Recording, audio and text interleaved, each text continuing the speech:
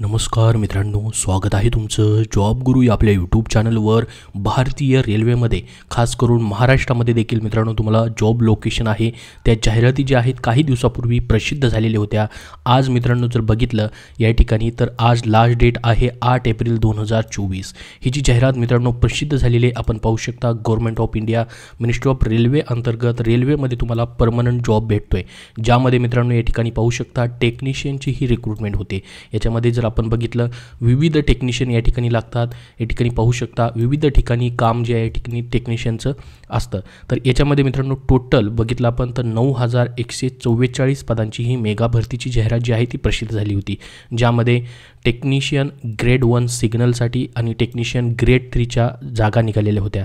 याची मित्रांनो आज लास्ट डेट असणार आहे. तुम्ही जर ॲप्लिकेशन नसतील केलेले तर आजचा शेवटचा दिवस तुम्हाला असेल. याची लिंक डिस्क्रिप्शन बॉक्समध्ये देतोय, तिथून तुम्ही अप्लाय करू शकता. तर ह्या ज्या टेक्निशियनच्या पोस्ट आहेत मित्रांनो यासाठी वयोमर्यादा 18 ते 36 वर्ष, 18 ते 33 वर्ष आणि पेमेंट जो आहे सेंट्रल गव्हर्नमेंटनुसार तुम्हाला भेटतो. प्लस याच्यामध्ये सर्व भत्ते, क्वार्टर्स वगैरे तुम्हाला सर्व बेनिफिट या ठिकाणी दिले जातात. आता मित्रांनो याच्यानंतर ज्या जाहिराती प्रसिद्ध होणार आहेत त्याही खूप महत्त्वाच्या आहेत. ह्या सध्या टेक्निशियनच्या जाहिराती आहेत. तुम्ही वाट पाहून आहात की 10वी 12वी आणि पदवीवरती जाहिराती नेमक्या कधी येतील. तर बघा मित्रांनो सर्वात अगोदर ALPची जाहिरात आली होती जानेवारी मार्चमध्ये. त्यानंतर एप्रिल जूनमध्ये मित्रांनो ही टेक्निशियनच्या रिक्रुटमेंट आलेल्या होत्या.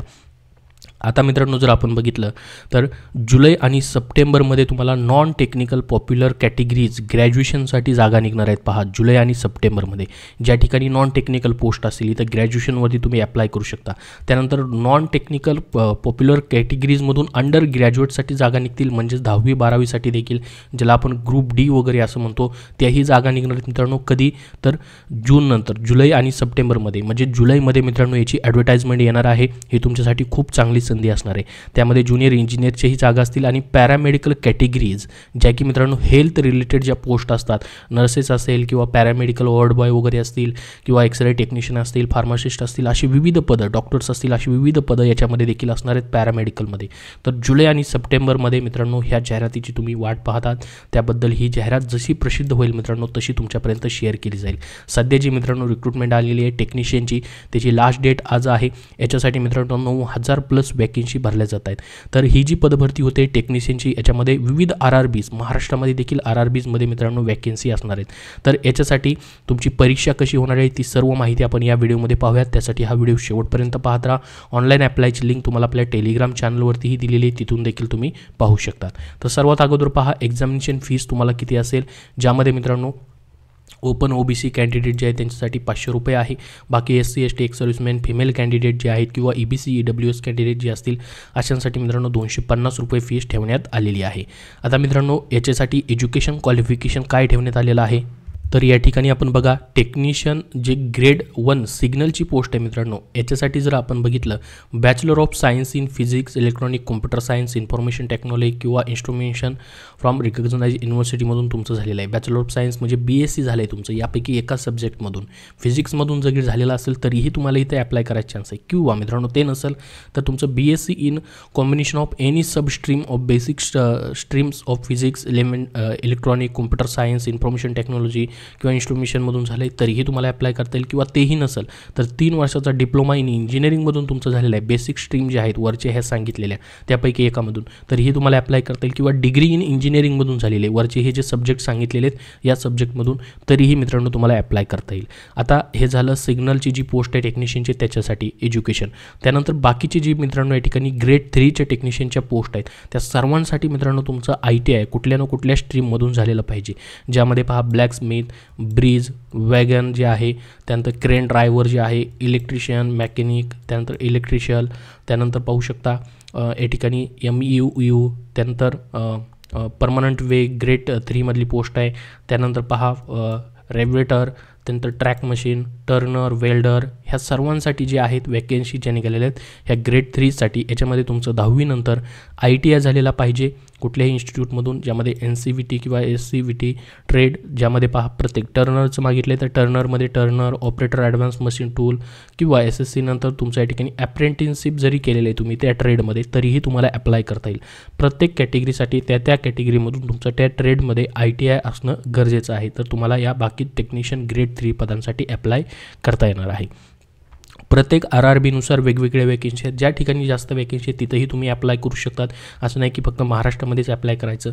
प्रत्येक ठिकाणी पहा वेगवेगळ्या वॅकेन्सी तुम्हाला या ठिकाणी पाहायला भेटतील. प्रत्येक RRBनुसार महाराष्ट्रामध्ये देखील या ठिकाणी RRB मुंबईसाठी वॅकेन्सी पाहू शकता. या ठिकाणी RRB मुंबई, यामध्ये मित्रांनो RRB मुंबईमध्ये CR म्हणजे सेंट्रल रेल्वे जसं की पुणे या ठिकाणी असेल किंवा भरपूर ठिकाणी सेंट्रल रेल्वे आहे, WR किंवा CR आहे, SCR आहे. या ठिकाणी देखील तुम्हाला रेल्वेचं ऑप्शन देखील सिलेक्ट करण्यासाठी येणार आहे. म्हणजे त्या रेल्वे स्टेशनसाठी देखील या ठिकाणी वॅकेन्सी त्यांनी दिलेल्या आहेत. प्रत्येक पोस्ट वाईज वॅकेन्सी तुम्हाला पाहायला भेटतील. 1284 टोटल या ठिकाणी जर बघितलं RRB मुंबईसाठी वॅकेन्सी आहेत. असे प्रत्येक स्टेट वाईज वॅकेन्सी आहेत. तुम्ही कुठल्याही स्टेटमध्ये ऑल इंडियामधून कुठूनही अप्लाय करू शकतात. तर ही झाली प्रत्येक स्टेट वाईज तुमची या ठिकाणी रिक्रुटमेंट प्रोसेस. आता याच्यासाठी एक्झाम वगैरे कशी होणार आहे तेही आपण पाहूयात. ज्यामध्ये पहा तुमची एक्झाम जी असणार आहे मित्रांनो ऑनलाईन पद्धतीने घेतली जाईल. याच्यामध्ये कॉम्प्युटर बेस एक्झाम पहिल्यांदा तुमची होईल, CBT बेस. ज्याच्यामध्ये मित्रांनो रिक्रुटमेंट प्रोसेस जर आपण बघितली कॉम्प्युटर बेस फर्स्ट असेल, त्यानंतर डॉक्युमेंट व्हेरिफिकेशन आणि मेडिकल एक्झामिनेशन. फक्त एकच एक्झाम मित्रांनो तुमची होणार आहे आणि त्यानंतर डायरेक्टली डॉक्युमेंट व्हेरिफिकेशन. तर पॅटर्न वगैरे काय आहे, 90 मिनिटाची एक्झाम तुमची असेल. 100 क्वेश्चन्स तुम्हाला असतील. या ठिकाणी 1/3 निगेटिव्ह मार्किंग देखील तुम्हाला असणार आहे. याच्यामध्ये जर आपण बघितलं सिलेबस CBT टेक्निशियन ग्रेड 1 सिग्नलसाठी वेगळं आहे, ज्यामध्ये general awareness, general intelligence and reasoning, basic computer आणि ॲप्लिकेशन, मॅथमॅटिक्स आणि बेसिक सायन्स आणि इंजिनिअरिंगचे क्वेश्चन देखील तुम्हाला त्यामध्ये असतील. त्याच्याबरोबर या ठिकाणी पॅटर्न आणि सिलेबस CBT जो आहे टेक्निशियन ग्रेड 3साठी वेगळा आहे, ज्यामध्ये मित्रांनो पॅटर्न सेम आहे, परंतु सिलेबस पहा काय आहे. Mathematics, general intelligence and reasoning, general science, general awareness एवढेच क्वेश्चन असतील. याच्यामध्ये टेक्निकलचे जास्त क्वेश्चन्स नाहीत, फक्त सायन्सवरती क्वेश्चन तुम्हाला पाहायला भेटतील. तर हा सिलेबस झाला तुमचा. त्यानंतर डॉक्युमेंट व्हेरिफिकेशन होईल आणि मेडिकल होऊन तुमचं या ठिकाणी डायरेक्टली सिलेक्शन तुम्हाला भेटणार आहे. तर आज याची लास्ट डेट आहे. तुम्ही जर अप्लाय नसेल केलं तर नक्की अप्लाय करा. याबद्दल तुमचे काही प्रश्न असतील तर कमेंट बॉक्समध्ये नक्की कमेंट करून विचारा किंवा डायरेक्टली www.rrbapply.gov.in या संकेतस्थळावरती जाऊन इथून तुम्हाला अप्लाय देखील करता येणार आहे. ही माहिती तुमच्या मित्रापर्यंत नक्की शेअर करा. 8 एप्रिल आज मित्रांनो या ठिकाणी रात्रीपर्यंत तुम्हाला ॲप्लिकेशन जे आहेत ते करता येणार आहेत. धन्यवाद.